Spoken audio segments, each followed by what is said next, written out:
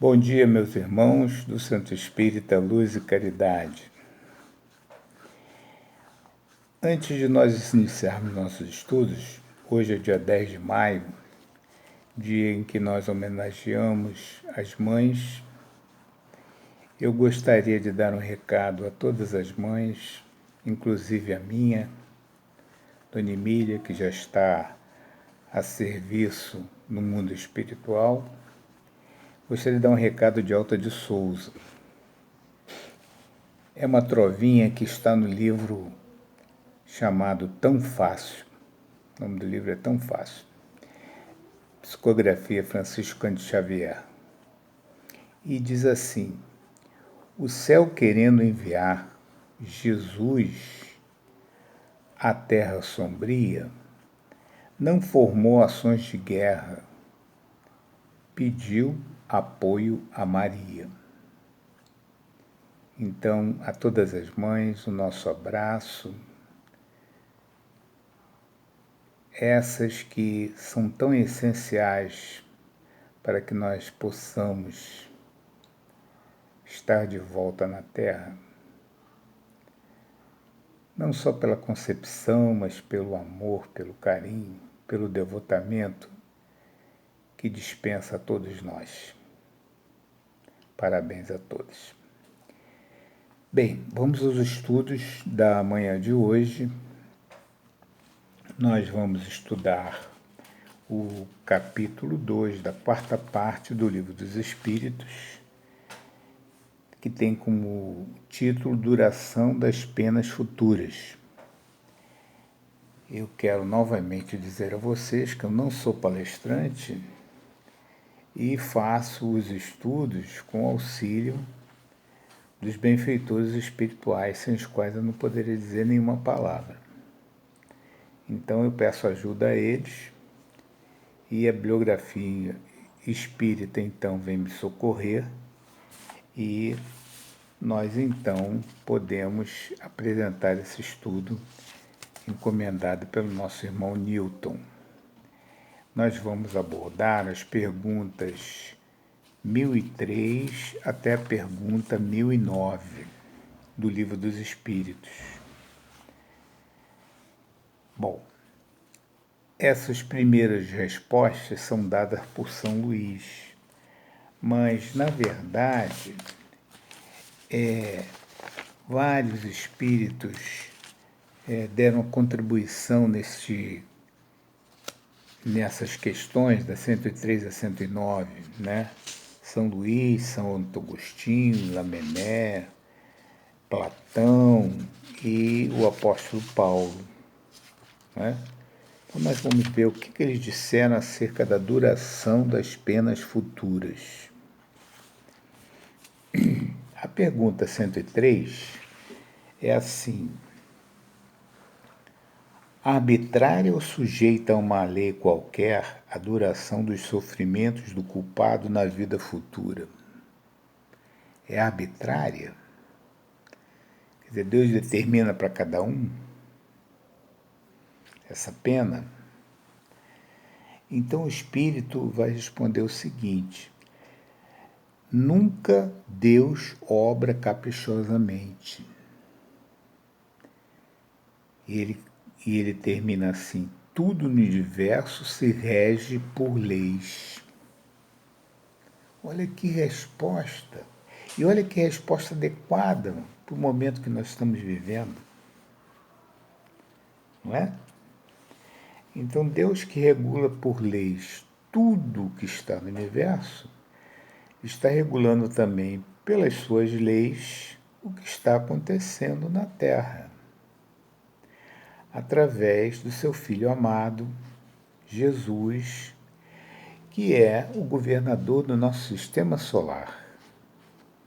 Ele sabe exatamente o que está acontecendo e sabe exatamente as necessidades do mundo para que nós passemos por esse momento. Veja a resposta: tudo no universo, inclusive as pandemias, se regem por leis.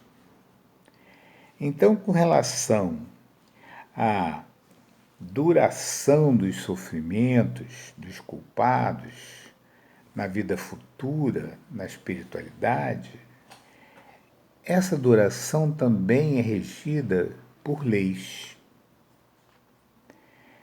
Vamos lembrar que os espíritos, através da codificação, também nos disseram que nada acontece ao acaso. O acaso é um argumento do materialismo. O acaso não é e nem pode ser aceito por quem já reconhece essa maravilha que é o universo, já reconhece que nós passamos exatamente aquilo que nós temos necessidade de passar, que nós hoje estamos semeando para colher no futuro, como hoje estamos colhendo o que nós semeamos no passado. Então, na realidade, quando nós já nos convencemos pela lógica, pelo raciocínio, pela reflexão, que isso faz parte da justiça divina, isso é muito consolador para cada um de nós. Significa que nós não estamos desamparados.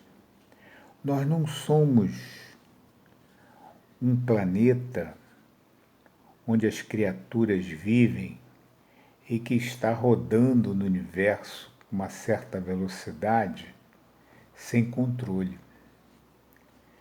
Tudo tem a sua razão de ser, nós estamos no lugar certo, na hora certa, e temos que aproveitar o tempo que Deus nos oferece para que nós possamos progredir em busca da felicidade que estará lá à frente desde o momento em que nós nos livrarmos das nossas imperfeições. É um trabalho que tem que ser feito conosco mesmo. Mas vamos continuar o nosso estudo. A pergunta 104, que também é respondida por São Luís, pergunta assim: em que se baseia a duração dos sofrimentos do culpado? Em que se baseia essa duração? Então, resumidamente, ele diz assim: no tempo necessário a que se melhore. Então, ele está falando assim: no momento em que os seus sentimentos, o sentimento dos culpados, se melhorou, ele deixou de ter mágoa, deixou de ser vingativo, deixou de ser orgulhoso, vaidoso, perdoou. Então, a partir desse momento, o sofrimento dele começa a diminuir. Então, o sofrimento do culpado diminui na medida em que ele se transforma para melhor. Então, na medida que os seus sentimentos melhorem, o seu sofrimento vai diminuir. Essa é a resposta da pergunta 104. A pergunta 105 diz o seguinte: ao espírito sofredor, o tempo se afigura tão ou menos longo do que quando estava vivo. Como é que é essa contagem do tempo para quem sofre? Então o espírito fala assim: parece-lhe longo. E manda que nós pesquisemos a pergunta 240 desse mesmo livro, do Livro dos Espíritos. E a pergunta é a seguinte: os espíritos compreendem como nós a duração do tempo? Nós aqui da Terra, os espíritos entendem o tempo lá como nós aqui na Terra? Então ele fala assim, a resposta do espírito é a seguinte: não. Por isso, aqui não compreendemos os espíritos quando se trata de datas e épocas. Então, o que ele quer dizer com isso? A contagem do tempo e o sentimento do tempo na espiritualidade é diferente da contagem e do sentir o tempo aqui na Terra. Ficou difícil? Aí Kardec vem esclarecer com uma figura muito interessante. Ele diz assim: o século para nós é longo, para eles, os espíritos, são instantes. Olha só, hein? O século para nós é longo. Uma pessoa que viveu 106 anos, já passou pela epidemia da gripe espanhola, e agora está passando por essa. Então ela viveu um bocado, né? A nossa contagem de tempo. Para eles, são instantes. E ele dá uma figura assim que a gente entende maravilhosamente bem. O que ele nos fala? Do mesmo modo, os relevos do solo se apagam para quem se eleva. Então, se eu estou a 1 quilômetro de altura de uma cordilheira que está lá embaixo, para mim a cordilheira é uma coisa muito alta, majestosa. Mas se eu subo a 12 mil metros, 12 quilômetros,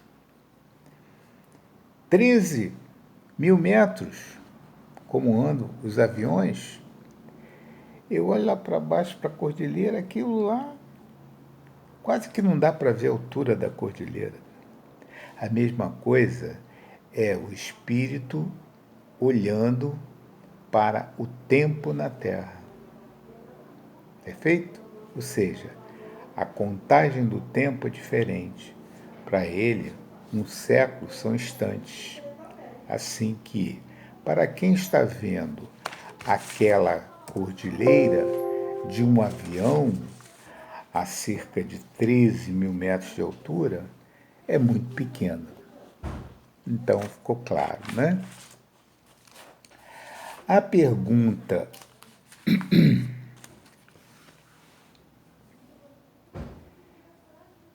106 pergunta assim: poderão durar eternamente os sofrimentos do espírito?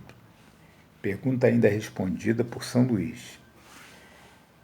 Se os sofrimentos são eternos, olha que resposta consoladora. Não fosse essa obra uma das obras do Consolador Prometido. Olha que consolação.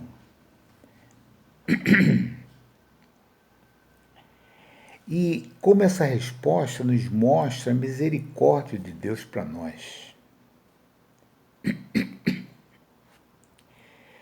Poderia ser eterno esses sofrimentos para os espíritos culpados se ele, esse espírito culpado, fosse eternamente mau. Mas não existe espírito eternamente mau. No momento que ele deixa de ser mau, que ele se arrepende, que ele procura se melhorar, o sofrimento vai diminuindo. Nós já vimos isso numa pergunta anterior. Então, não existe sofrimento eterno. Olha que consolação. Durante muito tempo, nós vamos ver numa resposta mais à frente de Santo Agostinho, isso nos foi ensinado, do sofrimento eterno, do fogo que não se apagava, né? Que queimava e não se apagava, queimando os espíritos. Né? Isso nos foi ensinado erradamente durante muito tempo. Então, veio o Consolador Prometido nos mostrar que não há eternidade no mal.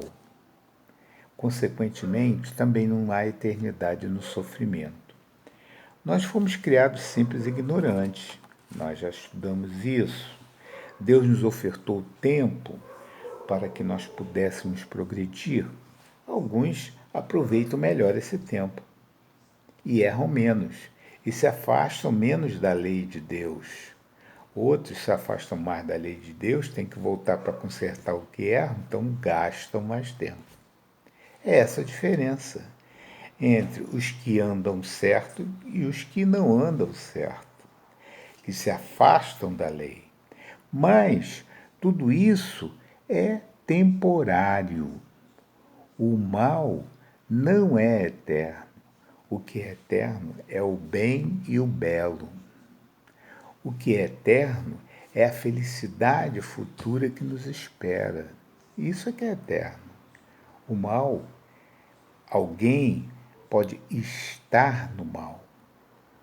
Alguém pode estar vivendo em condição do mal, mas aquilo é passageiro. Nós sabemos que um amor pode fazer com que aquela criatura se modifique e se reconstrua olha uma palavra que está bem em moda, e se regenere. Assim como os mundos, não é? Também tem essa característica. Assim como a natureza também nos mostra que tem essa característica. Nós vamos ver na próxima pergunta isto aparecendo também. Então, há um tempo em que ele sente a necessidade de sair dessa inferioridade para ser feliz, para se melhorar, ser bom e ser feliz. E aí a gente entende que isso acontece na medida em que ele usa acertadamente o seu livre-arbítrio. Não é? Muito bem. A pergunta 107 ainda é respondida pelo Espírito de São Luís. Pergunta assim: tem o Espírito, ou melhor, haverá espíritos que nunca se arrependem? Ele responde: não, não tem espírito que nunca se arrepende. Mas cedo ou mais tarde ele vai se arrepender. Porque existe uma coisa chamada lei do progresso, que acontece em todo o universo, não só com os espíritos, mas com todas as coisas. O nosso planeta está progredindo. As coisas do nosso planeta estão progredindo. Os vegetais estão progredindo, os animais estão progredindo, as rochas estão se transformando. As rochas se transformam numa nas outras. Então, existe progresso em tudo, em toda a natureza. Há indícios de progresso. Em toda a natureza há indícios da criação se transformando para atingir degraus maiores de eficiência, de desempenho, no sentido do bem. E conosco também espíritos criados, vindos de uma fonte de amor e de bem, trazemos dentro de nós essa centelha dessa fonte de amor, nós também estamos caminhando para esta felicidade, também estamos progredindo. Estamos submetidos? Lembra da primeira pergunta? Tudo está submetido às leis. Nós estamos submetidos a essa lei de progresso. Então, não há essa figura de não se arrepender. Pode demorar mais um pouco. Usando seu livre-arbítrio, ele pode demorar mais um pouco. Não é? Mas, um dia, ele vai se arrepender. A pergunta 108, também respondida pelo Espírito de São Luís, diz assim, é uma pergunta também que mostra a misericórdia de Deus, olha só. Depende sempre da vontade do Espírito a duração das penas? Depende só da vontade do Espírito? Algumas não haverá que lhe sejam impostas por tempo determinado? Quer dizer, será que não há uma variação de um determinado tempo para que possa essa prova ocorrer?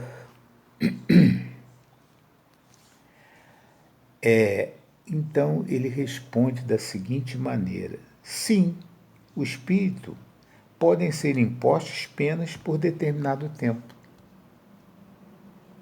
Olha só, hein? Olha o que ele fala ainda. Mas Deus, que só quer o bem de suas criaturas, acolhe sempre o arrependimento e, infrutífero, jamais fica o desejo do espírito manifesta em se melhorar. Então, olha o que está acontecendo.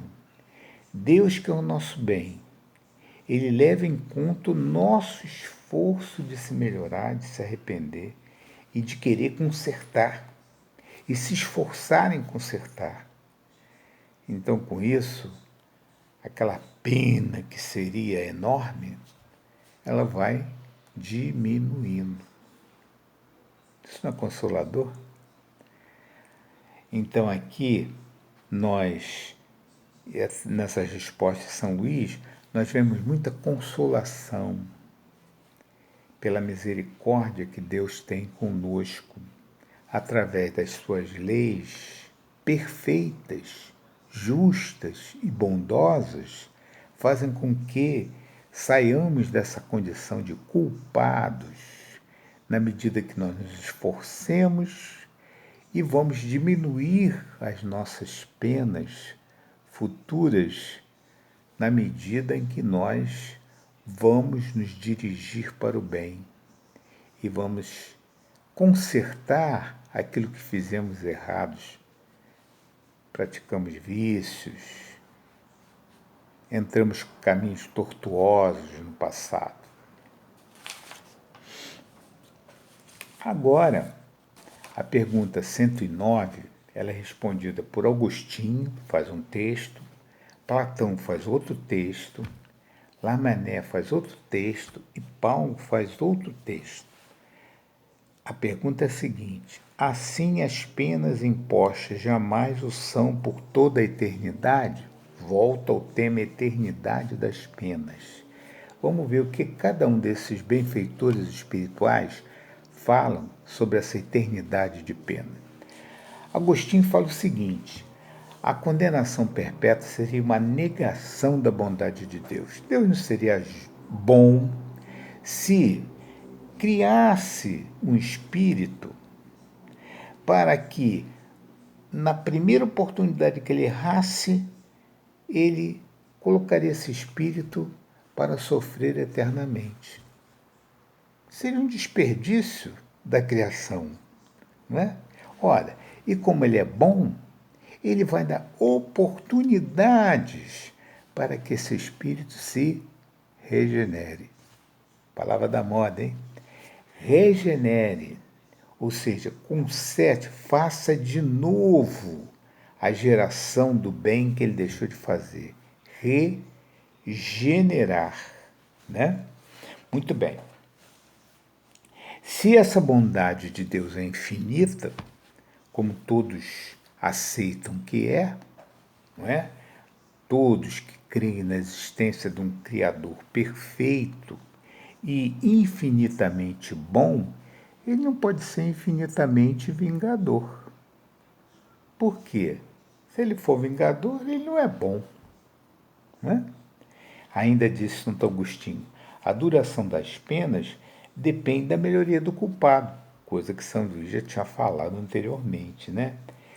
Aí ele fala uma coisa importante, ele une a justiça à bondade. Ele une a justiça à bondade. E vamos lembrar de Jesus que nos disse o quê? A cada um segundo as suas obras. Não é? Então nós vamos receber tudo que é de bom dependendo das nossas obras boas. Nós vamos receber coisas negativas dependendo das nossas construções negativas. O comentário de Lamennais diz o seguinte: ele faz uma observação de que esse conceito da eternidade das penas, ele criou, ele gerou, ele foi o germe da incredulidade, do materialismo e da indiferença. Aqueles que se revoltaram contra essa ideia também se revoltaram contra Deus. Não é? Eles pensaram, ora, se eu tenho um erro, sou culpado, até aqui na Terra, o culpado tem oportunidade de se regenerar, de consertar os seus erros.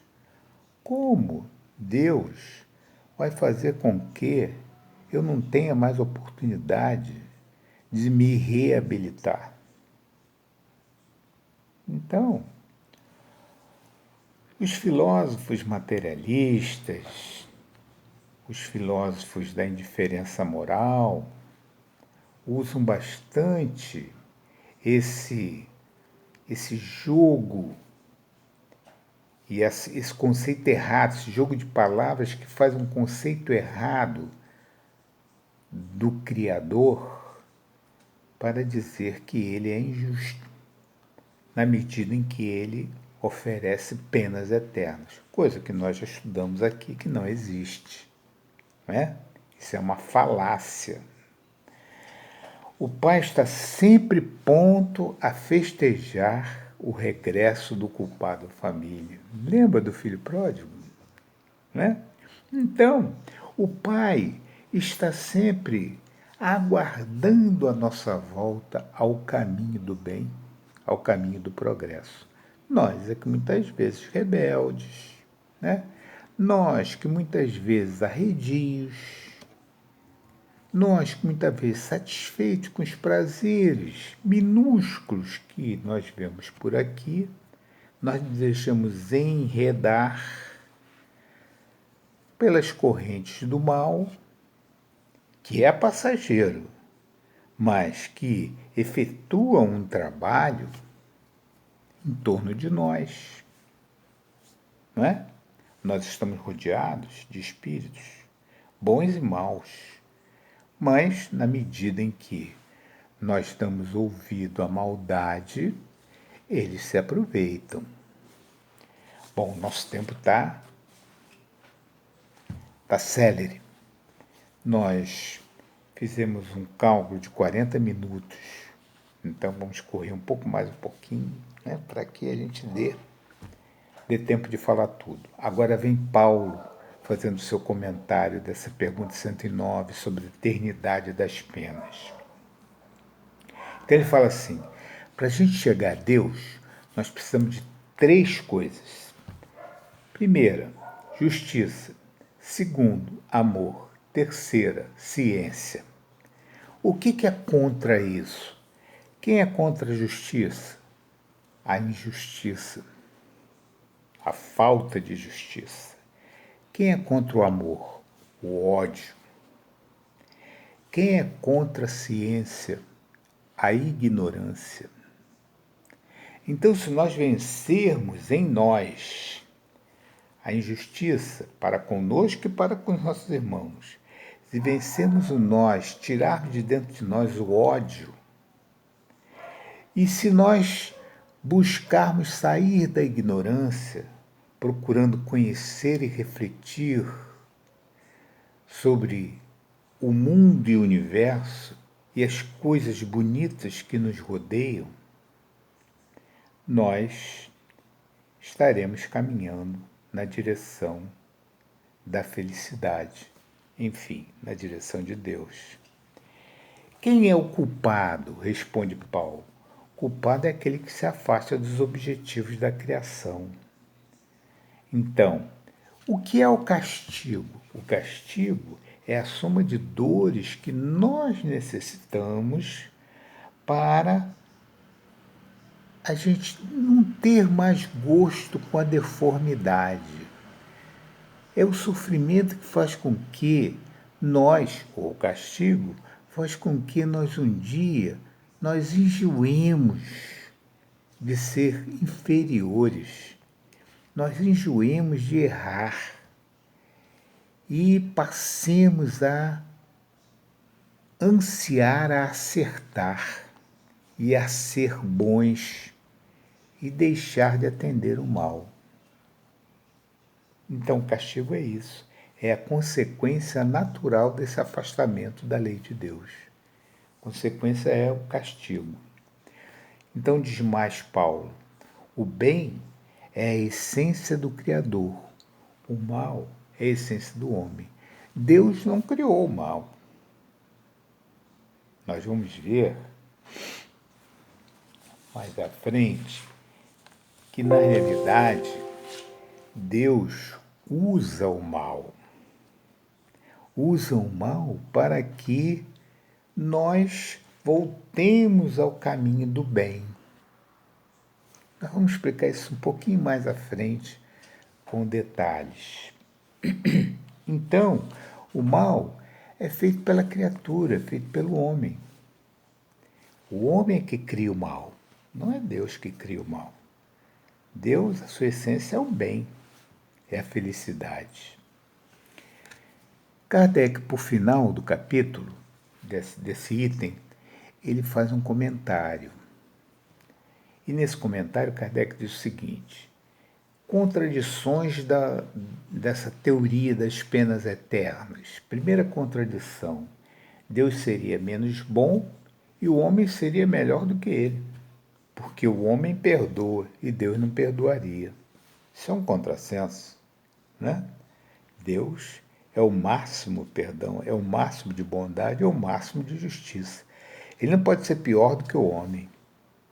E o homem nunca é melhor do que ele. Veja que Jesus falou o seguinte, quando alguém se referiu a ele, Jesus retrucou assim: bom só Deus o é.